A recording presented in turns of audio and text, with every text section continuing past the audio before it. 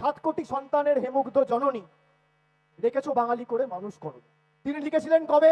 1896। আজকে কোন সাল? 2026। 130 বছর পর 7 কোটি সংখ্যা কমছে। ভারতবর্ষে ইউপির জনসংখ্যা বাড়ছে, মধ্যপ্রদেশে জনসংখ্যা বাড়ছে। রবীন্দ্রনাথ ঠাকুর জীবিত অবস্থায় লিখে গেছিলেন 7 কোটি সন্তানের হেমুগ্ধ জননী রেখেছো বাঙালি করে মানুষ করো।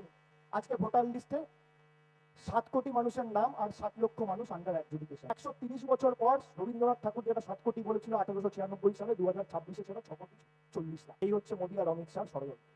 আমাদের দুর্ভাগ্য যে এইসব আনপড় গাওয়ারগুলো আমাদের রাজ্যের নেতা। এইসব মূর্খগুলোকে কিছু মানুষ যুবরাজ মনে করছে।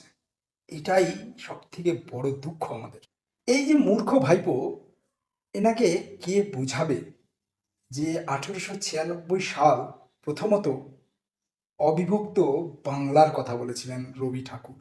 দ্বিতীয়ত 1896 সালে সমস্ত বাংলার অবিভক্ত বঙ্গের জনগণের কথা বলেছিলেন, ভোটারের কথা নয়। আর উনি 2026-এ এই 6 কোটি কত লক্ষের কথা বললেন, ওটা হচ্ছে ভোটার সংখ্যা।